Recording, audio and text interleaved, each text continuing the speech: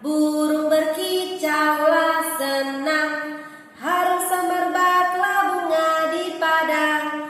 Semua mengajak kepada kita, kan memuji nama Tuhan yang esa, kan memuji nama Tuhan yang esa. Firman Tuhan berkata dalam Kejadian 2 ayat 15, Tuhan Allah mengambil manusia itu dan menempatkannya dalam Taman Eden untuk mengusahakan dan memelihara taman itu. Jadi semua flora, fauna yang diciptakan oleh Tuhan diberikan kuasanya kepada manusia. Untuk apa? Untuk menguasai semua yang Tuhan sudah ciptakan. Termasuk hari ini kita akan belajar tentang flora dan fauna sebagai berkat Allah. Jadi manusia itu disuruh Allah untuk mengusahakan. Hari ini firman Tuhan berkata, mengusahakan apa teacher? Mengusahakan Taman Eden, mengusahakan semua fauna, semua flora yang Tuhan sudah percayakan kepada manusia. Kita berdoa. Tuhan Yesus, terima kasih. Pagi hari ini kami mau mulai belajar. Tuhan berkati kami semuanya, berikan kami hikmat kepintaran daripada Tuhan. Dalam nama Yesus kami berdoa, haleluya, amin. Shalom para pemimpin-pemimpin masa depan, tetap semangat pagi hari ini. Dengan Teacher Melda kita kembali akan melanjutkan pembelajaran agama kita. Kita akan masuk kepada bab yang ke-7. Bagian yang pertama kita buka sama-sama yuk, yaitu tentang flora dan fauna sebagai berkat Allah. Itu adalah temanya. Subtema kita hari ini tentang flora ciptaan Tuhan, flora dalam Alkitab.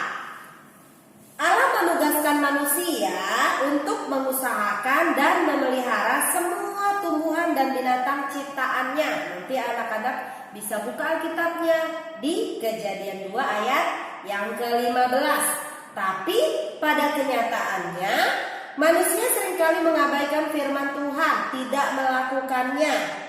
Manusia memanfaatkan sumber alam sesuka hatinya, suka-sukanya aja. Gak ada aturannya. Sehingga apa yang terjadi? Lingkungan menjadi rusak karena ulah manusia yang suka-suka tadi. Kelangsungan hidup makhluk hidup di dalamnya termasuk hidup manusia itu menjadi terancam juga. Kalau flora dan fauna terancam, manusianya sebenarnya terancam juga. Kenapa teacher? Karena saling membutuhkan. Contohnya, manusia menebangi pepohonan di hutan untuk mengambil kayu-kayunya.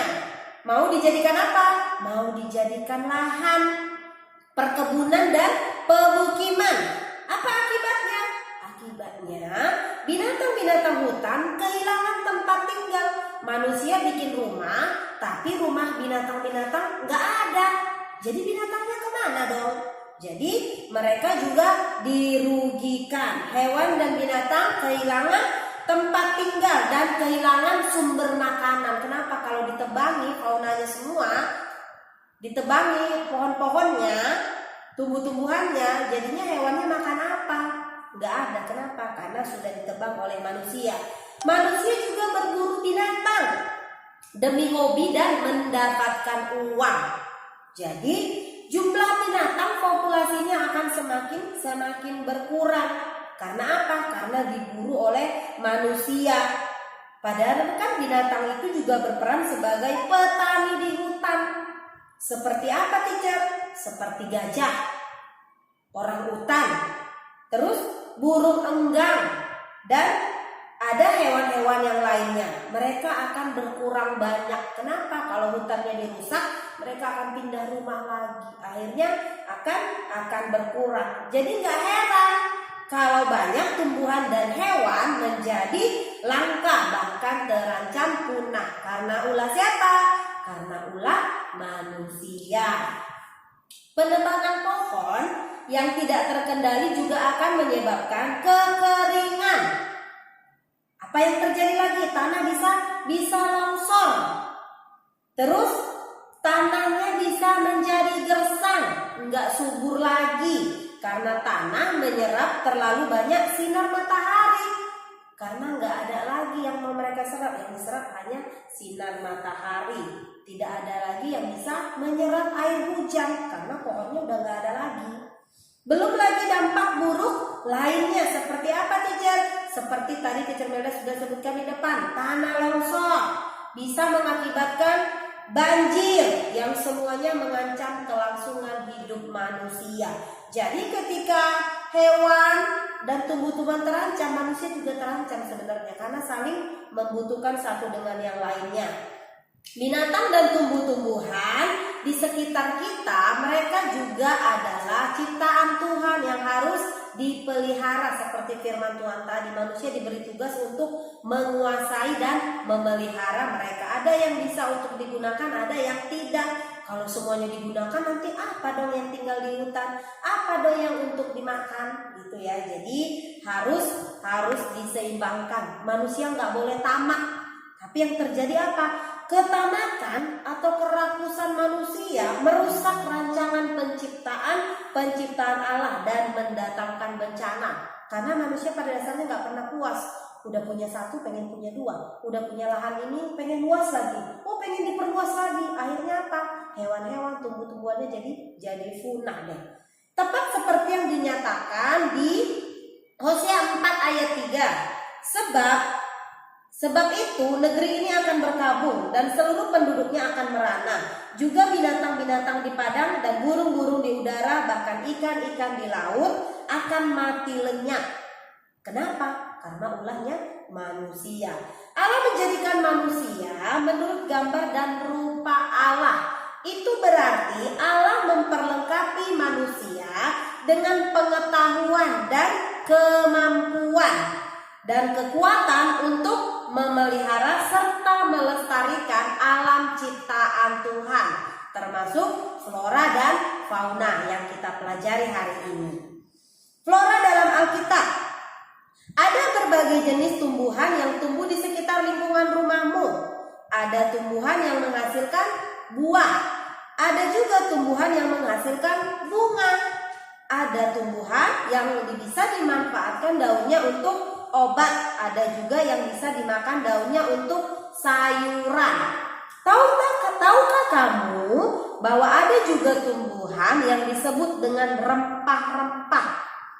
Alkitab beberapa kali menyebutkan tumbuhan yang masuk dalam golongan rempah-rempah itu misalnya kayu manis. Seperti ini gambarnya ya, dan teacher Mela tunjukkan. Kayu manis digunakan untuk membuat minyak urapan kudus.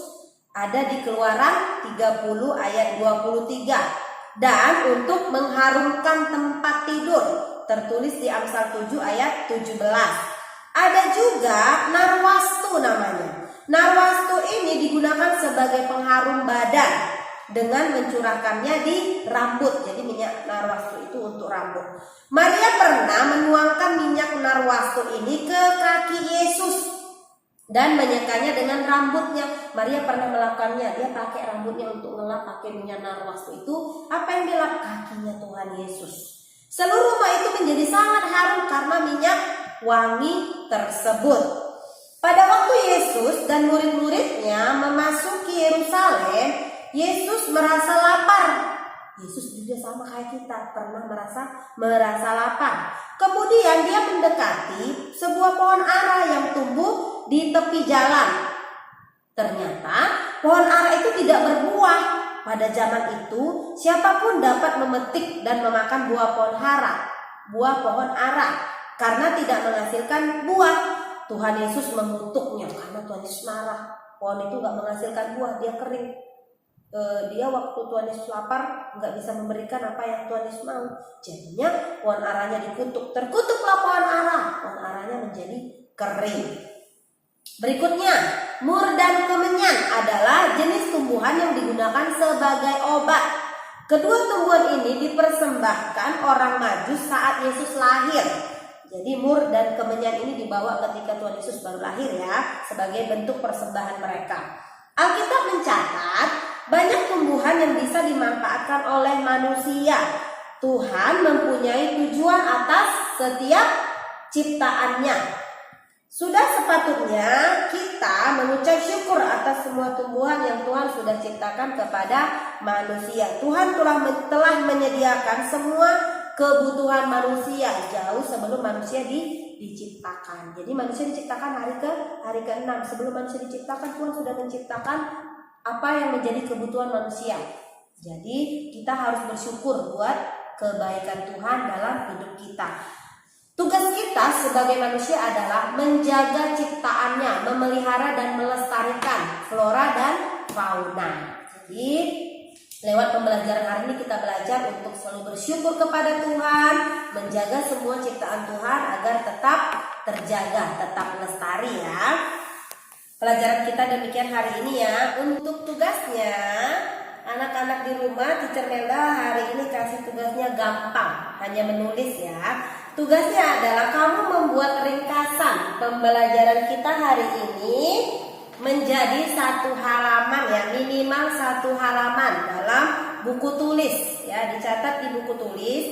Ketika kamu mencatat ini, Teacher Melda percaya akan nempel di otak kita ya, supaya anak-anak semuanya ingat tentang pembelajaran ini. Jadi kalian hanya memindahkannya, ringkas ya, jadi minimal menjadi 1 halaman di buku homework kalian. Demikian tugasnya, demikian pembelajaran kita hari ini. Kita berdoa. Tuhan Yesus, terima kasih kami sudah selesai belajar tentang flora dan fauna yang Tuhan ciptakan bagi manusia. Kami sudah belajar apa yang menjadi tugas dan tanggung jawab kami sebagai manusia, sebagai anak-anak, untuk menjaga dan melestarikan apa yang Tuhan sudah berikan kepada kami. Terima kasih Tuhan, urapi kami semuanya. Biarlah hikmat-Mu terus turun bagi kami semuanya. Perlindungan Allah turun bagi kami di dalam nama Yesus. Berkati semua anak-anak di rumah, biar mereka tetap semangat belajar sekalipun daring ya Tuhan. Berkati papa mama mereka, apapun usaha pekerjaan mereka, Tuhan buat berhasil di dalam nama Yesus. Kalau ada keluarga yang mengalami kesulitan, Tuhan apapun kesulitan dalam rumah tangga mereka, biar Tuhan memberkati mereka dengan berkat yang terbaik. Tuhan berikan jalan keluar bagi setiap pergumulan keluarga demi keluarga yang ada di rumah. Terima kasih ya Tuhan, kami bersyukur dalam nama Yesus kami berdoa. Haleluya. Amin.